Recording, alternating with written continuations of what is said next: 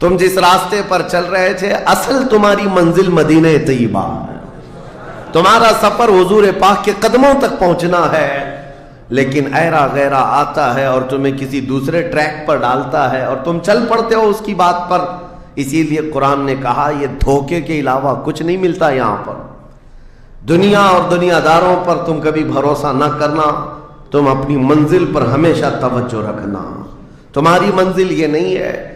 اسی لیے شاعر نے کہا تھا غلط روی سے منازل کا بعد بڑھتا ہے، مسافروں روش کارواں بدل ڈالو۔ تم ٹیڑے میڑے چلتے رہو گے تو منزل لمبی ہو جائے گی، فاصلہ دور ہو جائے گا، اس لیے چلنے کا طریقہ بدل ڈالو، تمہارا سفر آسان بھی ہو جائے گا اور منزل جلدی پہنچ جاؤ گے۔ اب جو بات مجھے کہنی تھی وہ یہ ہے، زندگی جب اتنی شارٹ ہے اور آزمائش کے لیے تمہیں یہاں بھیجا گیا ہے تو مجھے ان نوجوانوں کو دیکھ کر کے کبھی درد ہوتا ہے جو رات بھر نکڑ پر بیٹھ کر کے اپنے وقت کو ضائع کر رہے ہوتے ہیں، جن کی زندگیاں انہوں نے اپنی جوانیاں اپنے ہاتھوں سے برباد کر رکھی ہیں۔ تمہیں پتہ ہے ایک رات جو ہماری زندگی میں آئی، آج کا دن تم کروڑوں دولتیں لگا دو، یہ دن دوبارہ کبھی نہیں آئے گا۔ تمہاری زندگی میں کیا قیامت تک واپس نہیں آنا ہے اس دن کو۔ دنیا چل پڑی ہے، پیچھے کی طرف کبھی نہیں آئے گی۔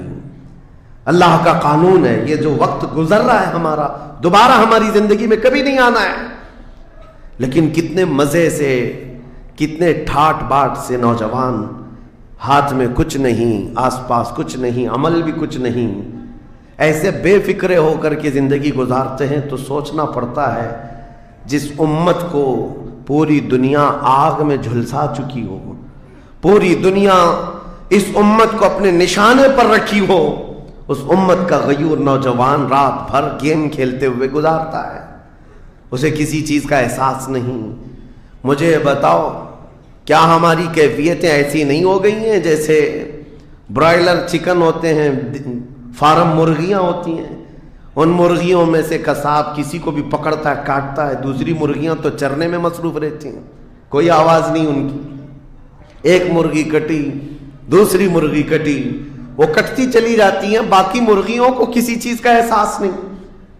کیا یہ زندگی گزارنے کے ایسی طریقے نہیں ہو گئے آج؟ ہمیں روز اٹھنے کے بعد ایک نیوز پہنچائی جاتی ہے کہ تمہیں کاٹا گیا، تمہیں مارا گیا۔ نہ جانے ہم کتنی مسجدوں کے مینار گرتے ہوئے دیکھ رہے ہیں، کتنے اولیاء کاملین کے مزارات کو جلا کر خاک کرتے ہوئے دکھائے جا رہے ہیں، اور ہمارے امت کے ساتھ یہ نہیں، بانی اسلام کی عزت کے ساتھ مذاق، یہ روزانہ نہیں چل رہا ہے۔ یہ تمام حالات کے بعد اب مجھے فکر اس بات کی ہوتی ہے، میاں جب ہمارے گھر میں جنازہ رکھا ہوتا ہے تو ہم کھانا تک نہیں بناتے چولہے پر گھر کے اندر، اور جب امت پر ایسے حالات گزر رہے ہوں تو کیا اس نوجوان کو یہ زیب دیتا ہے کہ وہ عیاشی میں رات گزارے؟ کیا اسے یہ زیب دیتا ہے کہ وہ نکڑ پر بیٹھ کر پوری رات کو تباہی کے اڈے پر گزارے؟ تمہارے ہاتھ میں تاش کے پتے، تمہارے ہاتھ میں شراب کی بوتلیں کیسے آ گئیں؟ یہ امت وہ ہے، تمہیں میں بتاؤں، جنگ تبوک ایک جنگ ایسی ہے حضور پاک صلی اللہ تعالیٰ علیہ وسلم کی زندگی پاک میں 900 کلومیٹر کا فاصلہ ہے مدینہ طیبہ سے۔ ہوا یہ تھا کہ ایک صحابی رسول حضور صلی اللہ تعالیٰ علیہ وسلم کے قاصد بن کر جا رہے تھے، اور بیچ راستے میں ایک عیسائی بادشاہ کے گنڈوں نے اس صحابی رسول کو گرفتار کیا اور ان کو ٹکڑے ٹکڑے کر قتل کر دیا۔ موب لنچنگ اس زمانے میں بھی ہو رہی ہوتی۔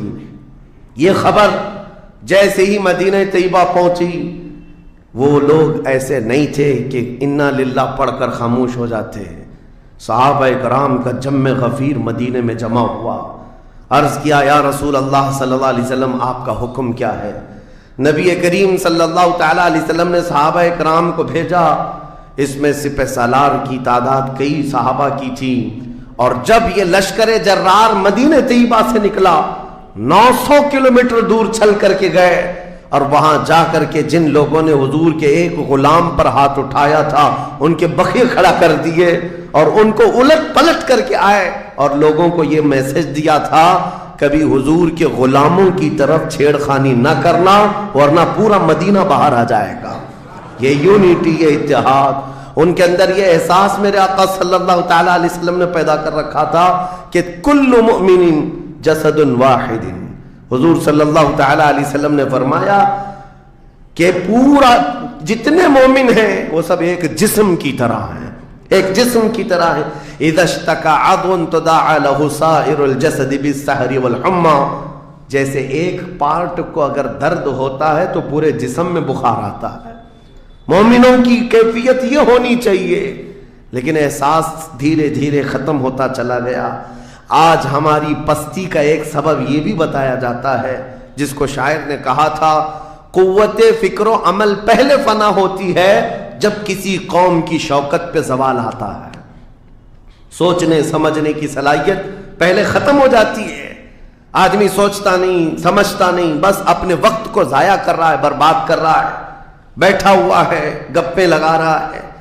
میں آپ کو بتاؤں، ہماری عمروں کا احتساب ہونا چاہیے. ہماری زندگی کو گن کر کے دیکھیں کتنے سال کے ہیں ہم. 25 سال، 30 سال، 35 سال، 40 سال، اور اس کے بعد گنو ہم سے کیا ہو سکا ہے اس دنیا میں. ہم اس دنیا میں کیا کر چکے اب تک؟ ہم سے کچھ نہیں ہوا. اگر تاریخ میں آپ کو بتاؤں میرے عزیزو، آپ کو پتہ ہے اس ہندوستان کی سرزمین پر سب سے پہلے لشکر اسلام کی سپہ سالاری کرتے ہوئے آنے والا ایک نوجوان محمد بن قاسم 10,000 کا لشکر لے کر عرب سے آیا تھا اور پرچم اسلام لہرایا تھا. تاریخ میں آج بھی رقم ہے. اپنے پنڈتوں نے بھی اس تاریخ کو لکھا ہے. ہاں، پنڈتوں نے بھی لکھا ہے. اور یہ محمد بن قاسم 10,000 کی سپہ سالاری کے ساتھ ہندوستان میں آ کر اسلام پھیلایا. عمر کیا تھی؟ صرف 19 سال کی عمر تھی. 19 سال کی عمر میں یہ عظیم کارنامہ انجام دینے والا، انہوں نے اپنی عمر کا صحیح استعمال کیا، اپنی ایج کو برباد نہیں کیا، ضائع نہیں کیا.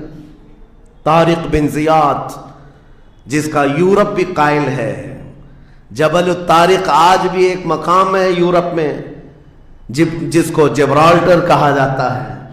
یہ حضرت طارق بن زیاد کے نام سے ہے. یہ پہلا سپہ سالار ہے جس نے پوری دنیا کے سامنے وہ عزم پیش کیا تھا.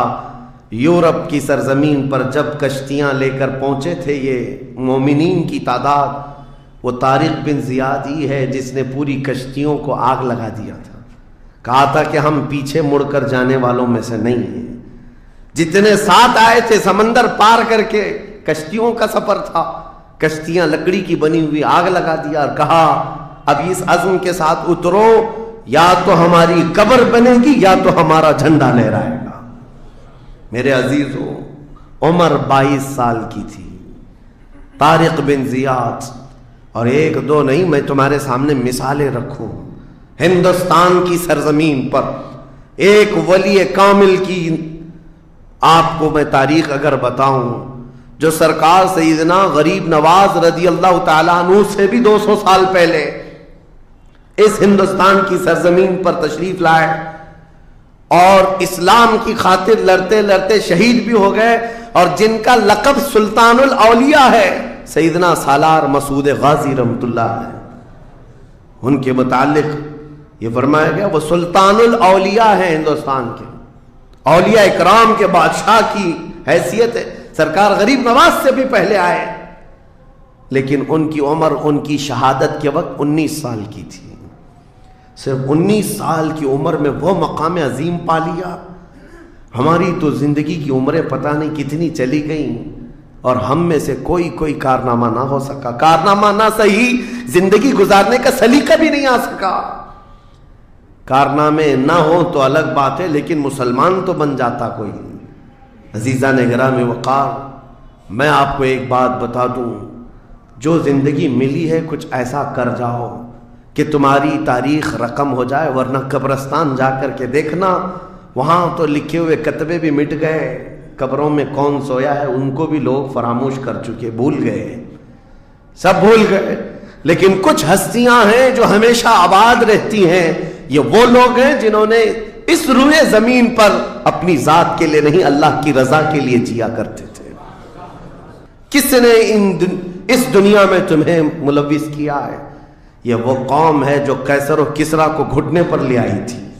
یہ وہ قوم ہے جس نے دریائے دجلہ میں گھوڑے دوڑا دیے تھے. یہ وہ قوم ہے جس نے افریقہ کی جنگلوں میں بھی اذانیں دی تھی. یہ وہ قوم ہے جس نے یورپ کے کلیساؤں میں کلمہ توحید کو بلند کیا تھا. لیکن آج اسی قوم کی حال یہ ہے کہ دنیا ہر گھڑی ہمارے اعمال کو نشانہ بنا کر کے ہمیں ڈیگریڈ کرتی جا رہی ہے.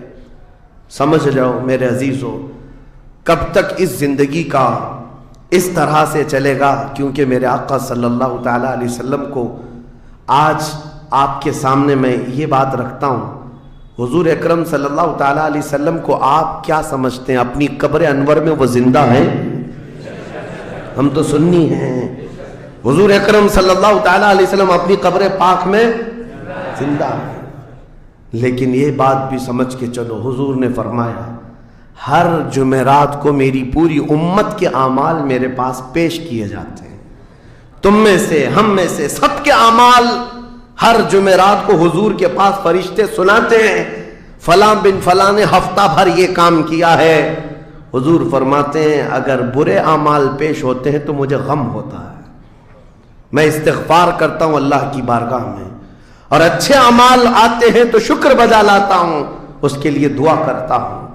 عزیزان گرام وقار، کبھی پلٹ کر کے زندگی میں دیکھنا کتنے جمعرات ایسی چلی گئی ہوں گی جس میں ہمارے کون سے اعمال فرشتے لے جا کر کے سنا رہے ہوں گے. حضور اکرم صلی اللہ تعالیٰ علیہ وسلم کی بارگاہ میں جب ہمارے اعمال یہ کہہ کر سنائے جائیں آقا آپ کا فلاں امتی بے خبر ہے، نہ نماز پڑھتا ہے، نہ ہی آپ پر درود پڑھتا ہے، نہ ہی وہ کبھی نیکیوں کی طرف آتا ہے، وہ تو گانوں کی دھن پر جی رہا ہے. صبح اٹھتا ہے، شام ہوتی ہے تو اس کو تو فلموں کے نغمے یاد ہیں، آپ کا کوئی قول یاد نہیں. بتاؤ میرے آقا صلی اللہ تعالیٰ علیہ وسلم کو فرشتے جب ہمارے متعلق یہ خبر دے رہے ہو، کیا حضور پاک صلی اللہ تعالیٰ علیہ وسلم کو اس بات کا قلق نہیں ہوتا؟ یہ وہ امت ہے جس کے لیے میں رات رات بھر کھڑے ہو کر دعا کرتا تھا، آج یہ ہم کو فراموش کی ہوئی ہے. زندگی گزارنے کا مقصد سمجھ جاؤ میرے عزیزوں. اسی لیے میں آپ کو کہتا ہوں کہ زندگی یہ نہیں ہے. حضور تاج الشریعہ رحمۃ اللہ علیہ نے فرمایا زندگی یہ نہیں ہے کسی کی کسی کے لیے، زندگی ہے نبی کی نبی کے لیے. نہ سمجھ مرتے ہیں زندگی کے لیے، جینا مرنا ہے سب کچھ نبی کے لیے. جو لوگ یہ سمجھ جائیں اس نقطے کو، انہوں نے زندگی کی مرادوں کو پا لیا ہے، وہ حصولیاب ہو چکے ہیں. لیکن جو اب تک بھٹکے ہوئے ہیں ان کو میں دعوت فکر دوں گا. ایک بار سوچ لو، ایک بار سوچ لو، ویسے ہی دنیا ختم ہونے والی ہے اور تمہاری موت آنے والی ہے. ایک بار سوچ لو، ایک بار سوچ لو کہ ہمارے ساتھ آخرت میں ہونا کیا ہے، قبر میں ہمارے ساتھ بیٹھنے والا کون ہے، ہمارے ساتھ تنہائی کا نگہبان کون ہے، اور محشر کے اس بھرے میدان میں ہمارا ہاتھ پکڑنے والا کون ہے. جب بار بار یہ سوچو گے تو اس فکر کو پہنچو گے کہ وہ صرف اور صرف ایک ہی ذات ہے. کون دیتا ہے دینے کو منہ چاہیے، دینے والا ہے سچا. حضور پاک صلی اللہ تعالیٰ علیہ وسلم کی طرف لو لگا دو. اس کو جن لوگوں نے اپنی زندگی میں پہچان لیا وہ امام اہل سنت بن گئے، مجدد وقت بن گئے. اعلیٰ حضرت امام اہل سنت فاضل بریلوی رحمۃ اللہ تعالیٰ علیہ کے متعلق ایک بات میں آپ سے کہوں، وہ بڑے عالم تھے، بڑے فقیہ تھے، بڑے محدث تھے، اور بہت سارے علوم پر انہیں مہارت تامہ حاصل تھی، سب اپنی جگہ پر. لیکن یہ سارے علوم نے مل کر اعلیٰ حضرت کو اعلیٰ حضرت نہیں بنایا. ان کو اعلیٰ حضرت بنانے والی چیز حقیقت میں عشق رسول ہے. حضور پاک صلی اللہ تعالیٰ علیہ وسلم سے بے انتہا لگاؤ یہ مقام پیدا کر دیتا ہے. یہ مقام، ورنہ عالم تو بہت سارے، کتابیں لکھنے والے بھی بہت سارے، لیکن جس نے عشق کی بولی بولی دنیا اس کو پہچاننے لگ جاتی ہے، دنیا اسے پہچاننے لگ جاتی ہے. زندگی کا مقصد وہ سمجھ گئے کہ ان کی غلامی کرنے میں ہی یہاں پر عروج و ترقی ہے. اسی کو خانوادہ اعلیٰ حضرت سے ان کے پوتوں تک بھی یہ فکر پہنچی. تاج الشریعہ نے فرمایا بلحوثن سیم و زر کی بندگی اچھی نہیں، ان کے در کی بھیک اچھی، سروری اچھی نہیں. تم جو سوچ رہے ہو زندگی کے طور طریقے ایسے ہونے چاہیے، ویسے ہونے چاہیے، گزار لو جتنے دن چاہے، بڑے بڑے بنگلوں میں، بڑی بڑی گاڑیوں میں، بڑی جائیدادوں میں، لیکن زندگی میں وہ عزت نہ پاؤ گے جو میرے مصطفیٰ کے قدموں میں ملے گی، جو حضور کی غلامی میں ملے گی، وہ عزت نہیں پا سکتے۔ عزیزان گرامی وقار، نبی کریم صلی اللہ تعالیٰ علیہ وسلم کے ان صحابہ کو دیکھتے ہیں جنہوں نے زندگی کو ضائع نہیں کیا، ایک پل بھی ضائع نہیں کیا۔ آج میں آپ کو اسی لیے کہہ رہا ہوں، موت آنے والی ہے، اس سے پہلے ایک وقت بھی، ایک لمحہ بھی ضائع ہونے مت دینا، برباد ہونے مت دینا۔ جو وقت ہے، میں مصر میں دیکھتا تھا بسوں میں بھی، اور کبھی کبھار ٹکٹ کاؤنٹر پہ جو لائن لگی رہتی تھی، ایک اسٹیکر لگایا گیا تھا، اکثر جگہوں پر یہ اسٹیکر پڑھنے کو ملتا تھا، اجعلوا الانتظار فی الاستغفار۔ یہ جو ویٹنگ ٹائم ہے اس کو خالی کھڑے ہو کر کے مت گزارو، اتنی دیر استغفار کرو اور درود پاک تو پڑھو، وقت کو ضائع نہ کرو۔ تمہارے پاس اللہ نے وقت دیا، بیٹھے ہو تو پڑھو، کھڑے ہو تو پڑھو، کیونکہ یہ وقت تمہارا بربادی میں نہیں لکھا جائے گا، تمہارا یہ وقت ضائع کرنے والوں میں نہیں لکھا جائے گا۔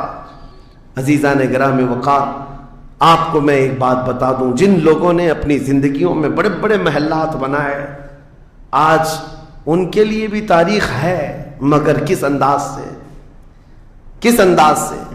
آج دنیا نے آپ کو ایسے ڈائیورٹ کر رکھا ہے، جو کام ہونے کے تھے وہ نہیں کرنا ہے آپ کو، لا یعنی کاموں میں مصروف ہو گئے، جو چیز تمہارے حصے کی تھی نہیں اس پر انرجی خرچہ کرتے رہ گئے، اور جو چیز تمہارے کام کی تھی اس کو تو بھول ہی گئے۔ آپ کو میں ایک بات بتا دوں، ہو سکتا ہے شاہ جہاں نے تاج محل بنایا، اور پھر بادشاہ قطب الدین کے زمانے کے نشانیاں موجود ہیں، لال قلعے بن گئے، قطب مینار بن گیا، بڑی بڑی عمارتیں ہیں، لوگ اوپر سے نیچے دیکھنے کے لیے آتے ہیں، لیکن میں یہ کہتا ہوں یہ کوئی کمال کی چیزیں تھی نہیں، کمال کی چیزیں تھی نہیں۔ لاکھوں لوگوں کی محنتیں بھی لگی، پیسہ بھی لگا، اور بڑی عمارتیں کھڑی کر کے چلے گئے۔ ہزاروں کی تعداد میں تاج محل میں لوگ جاتے ہوں گے، تاریخ تو لوگوں کو تھوڑی بہت تو پتہ ہوگی کہ اپنی بیگم کی محبت میں بنایا ہوا ایک محل ہے، اور بیگم کی قبر بھی وہاں ہے، لیکن جانے والے کبھی کسی کو سنا ہی نہیں کہ ایک فاتحہ بھی کوئی پڑھتا ہوا نظر آتا ہے۔ وہ تو پکنک پوائنٹ ہے، ٹورسٹ ایریا ہے، جائے دیکھے آئے۔ لیکن میرے عزیزو، یہ بڑے بڑے محلات اپنی ناموری کے لیے بنا کر تو چلے گئے، لیکن آؤ بریلی شریف کی سرزمین پر ایک مدرسہ جو اعلیٰ حضرت نے بنایا، مبارک پور کی سرزمین پر جامعہ اشرفیہ جو حضور حافظ ملت نے بنایا، یہ عمارتیں آج بھی دعوت دے رہی ہیں، ایک دو نہیں، ہر سال ہزاروں کی تعداد میں عالم اور مفتی وہاں سے نکلا کرتے ہیں۔ یہ کام کی چیزیں تھی جو بزرگوں نے کر دیا کہ امت کو ایسا کچھ دے جاؤ کہ وہاں سے آنے والا کچھ فیض اٹھا کر کے جائے۔ تاج محل لے کر کے کیا کرنا ہے؟ پیسے کمانا ہے یا ٹورسٹ ایریا بنانا ہے؟ لیکن ایک ایسا ادارہ جس میں پڑھ کر کے دنیا روشن ہوتی اور آخرت بھی روشن ہوتی۔ ہم سنیوں کے ہاں یہ چیزوں کی ضرورت تھی، ہمیں لا یعنی چیزوں میں مصروف کر دیا گیا ہے۔ میں اب تو آپ کو پتہ ہی ہوگا، مجھے تو جلسوں والا آدمی بنا دیا گیا، جہاں دیکھو پروگرام جلسے۔ میں اصل میں جلسوں والا آدمی تھا ہی نہیں، میں فیلڈ ورک کرنا پسند کرتا ہوں، کسی علاقے میں رہ کر کے قرآن کی تفسیر کرنا اور لوگوں کے درمیان رہنا۔ لیکن مسلسل سفر کا ایک تجربہ میں آپ کو بتا رہا ہوں، ہوں گے یہاں پر بھی بہار بنگال والے، سب ہوں گے، بہار والے، بنگال والے، جھارکھنڈ والے اتنے جلسے کرتے ہیں، 365 دن بھی اگر ان کو تاریخ دی جائے تو بھی کم ہے۔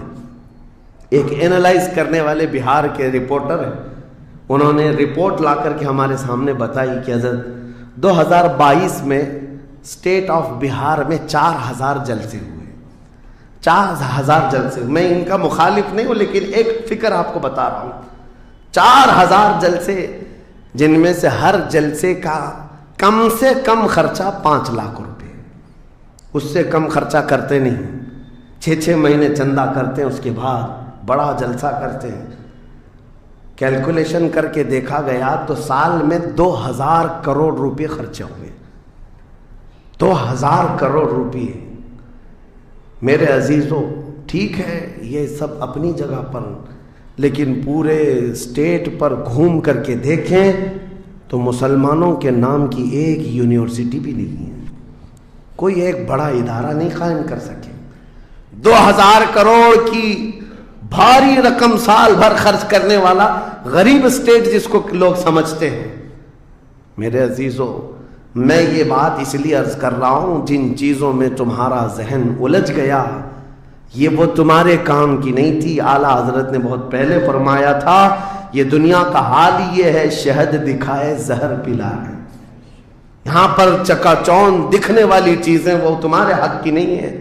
اس لیے مجھے درد ہوتا ہے اس بات کا کہ ہم نے جن چیزوں کے لیے اللہ تعالیٰ سے امانت لی تھی، ہمیں اللہ تعالیٰ نے نوازا تھا، وہ ہماری رقم بھی غلط جگہ جاتی، ہماری زندگی کا وقت بھی غلط جگہ جا رہا ہے. عزیزان گرامی وقار، ان سب چیزوں کا سوال ہوگا قیامت کے دن ہم سے، ہر چیز کا سوال ہوگا. اگر ہم نے وقت کو ضائع کیا ہے اور اپنا مال بھی غلط جگہ استعمال کیا ہے، ہر جگہ ہماری پکڑ ہوگی، ہماری پکڑ ہوگی. ایک ہفتہ قبل میں نے سنا، ہمارے چاہنے والے ہیں عزیز، انہوں نے کہا ایک درگاہ پہ گئے تھے، سنا ہے ایک بہت بڑے سیٹ ہیں وہ 2.25 کروڑ کا صرف دروازہ بنا رہے ہیں اللہ کے ولیوں کے آستانوں پر.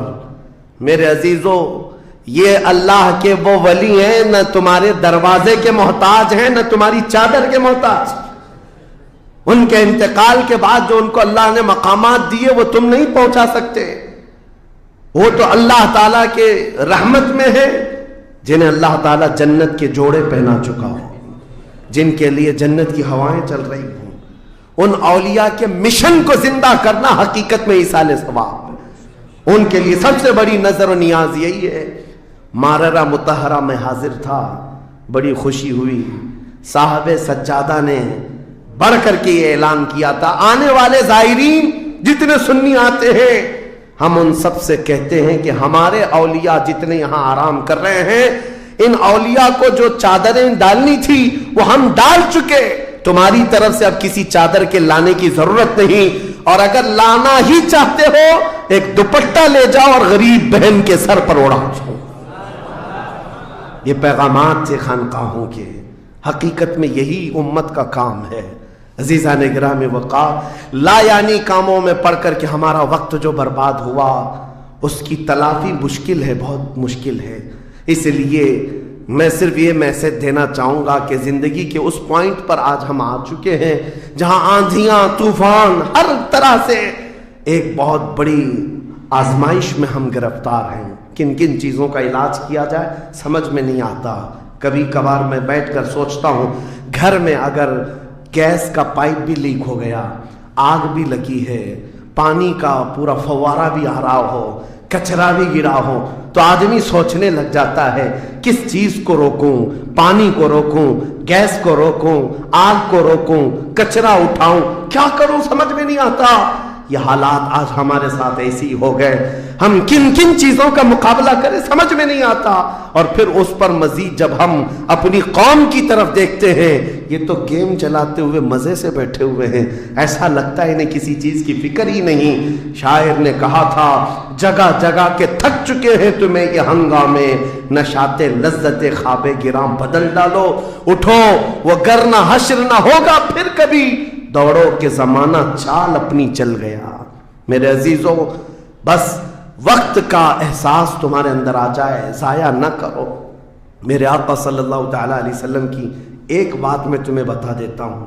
آپ یہ سوچتے ہیں بہت سارے نوجوان خالی فالتو اسی لیے بیٹھے ہوئے، میرے سٹیٹس کے مطابق کام نہیں ملتا، میرے سٹینڈرڈ کے مطابق مجھے کام نہیں ملتا، برباد کیے جا رہے ہیں اپنی زندگی اور لوگوں پر بوجھ بنے ہوئے ہیں.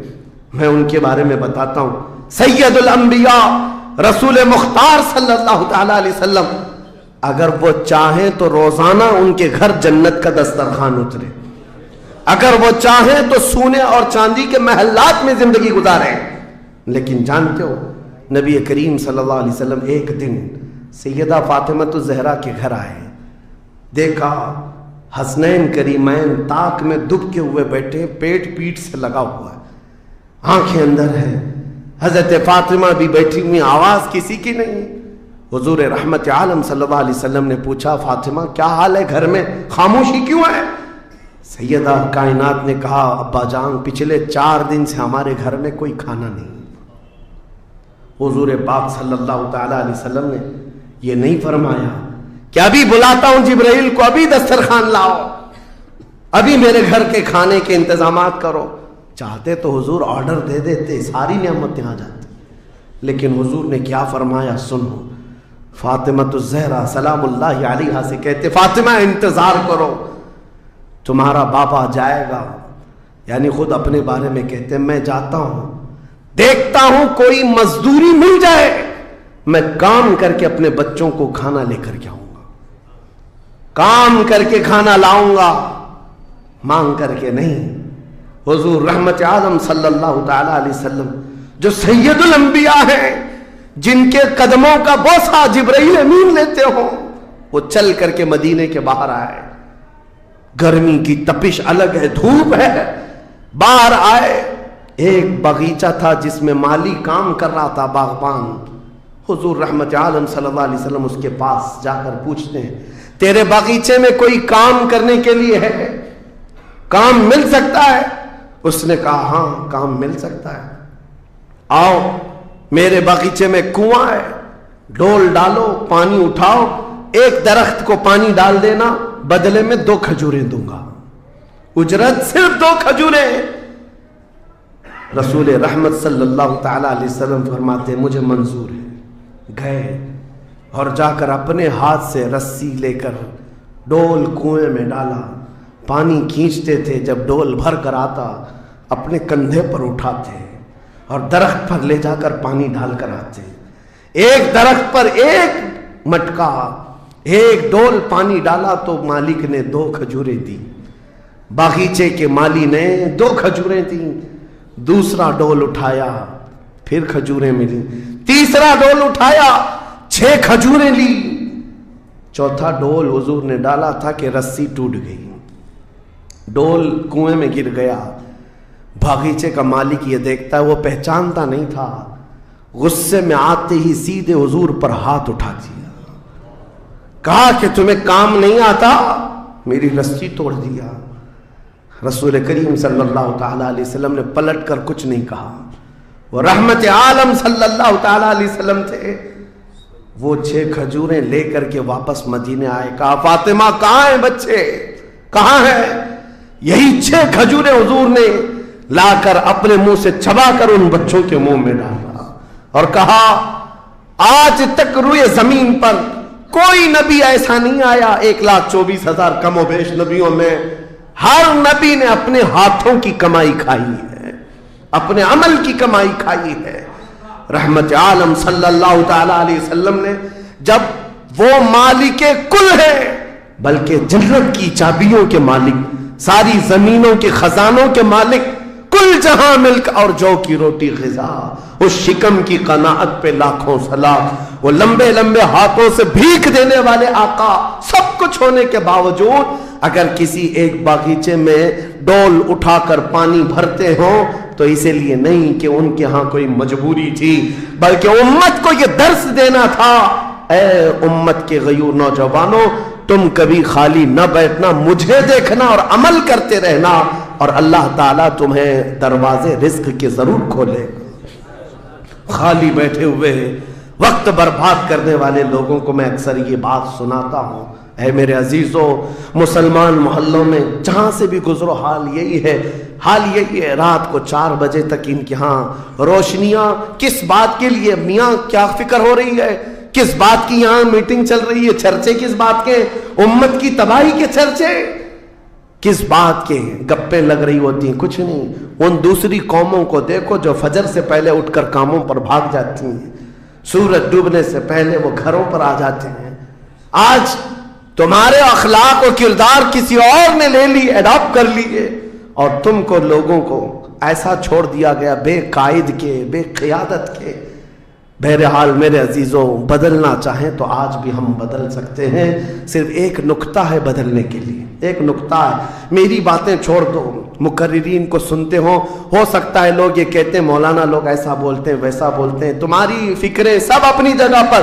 میرے عزیزوں میں تو بہت نکما آدمی ہوں, میں تو ایک چھوٹا طالب علم بھی نہیں ہوں, جہالت میرے اندر بھی ہے, لیکن میں آپ کو یہ کہنا چاہتا ہوں اگر دل کے اندر ہلچل مچ سکتی ہے, انقلاب لانے کی فکر آ سکتی ہے, تو ادھر ادھر کی باتیں چھوڑو, آمنہ کے لال کی طرف دیکھو, حضور اکرم صلی اللہ تعالی علیہ وسلم کی طرف تمہارا دل متوجہ ہو گیا تو میں کہتا ہوں تمہاری دھڑکنیں تیز ہو جائیں گی, تم بدل لو گے اپنی زندگی کو, اور اس کے بعد ایک دن آئے گا پھر تم یہ پکار کر کہو گے جو بریلی والے نے کہا تھا, یا رسول اللہ دہن میں زبان تمہارے لیے, بدن میں ہے جان تمہارے لیے, ہم آئے یہاں تمہارے لیے, اٹھے بھی وہاں حضور کے لیے. جینے کا سلیقہ مل جائے گا, لیکن شرط صرف اتنی ہے, آج سے ایک وظیفہ دے کر کے جا رہا ہوں. جمعہ کو, پہلے بھی میں نے ایک بار کہا تھا, جب بھی جمعہ آئے گھر پر اب جاتے ہیں, گھروں میں اچھا کھانا بنتا ہے, میرے عزیزو اپنے بچوں کو لے لو, بیٹھ جاؤ دسترخوان پر, لیکن گھر میں یہ قانون لگا دینا, بیوی بھی بیٹھے, ماں بھی بیٹھے, بہن بھی بیٹھے, بچے بھی بیٹھے, جس کے گھر میں جتنے لوگ ہو دسترخوان پر بیٹھے, اس وقت تک ہم لقمہ نہیں اٹھائیں گے جب تک 100 مرتبہ میرے مصطفیٰ پر درود نہ پڑھ لیں. حضور صلی اللہ تعالی علیہ وسلم کو یاد کرنے کا ماحول گھروں میں آ جائے, پھر دیکھنا زندگی کی بہاریں تم اپنی زندگی میں دیکھ لو گے. ہر گلی میں انشاءاللہ العزیز یہ ماحول بن جائے, پھر کوئی باہر سے آیا ہوا اجنبی تمہارے محلوں میں آ کر کہے گا یہ ممبئی کا محلہ نہیں, مدینے کی گلی نظر آتی ہے, یہاں سے خوشبو مصطفیٰ نظر آتی ہے. ہماری عورتوں کے اندر, ہماری بچیوں کے اندر پردے کی پابندیاں ہماری تقریروں سے نہیں, حضور کی محبت سے آ سکتی ہے. نوجوانوں کے اندر نشہ سے نفرت تقریروں سے کم, لیکن میرے مصطفیٰ کی محبت سے آ سکتی ہے, کیونکہ حدیثوں میں ہم نے پڑھا ہے وہ مدینے کے لوگ جو 50 سال پرانی شراب پیتے تھے, ایک فرمان مصطفیٰ کیا آیا, انہوں نے اپنے پرانے مٹکے تک توڑ ڈالے, لبوں تک لگی ہوئی شراب کو پٹک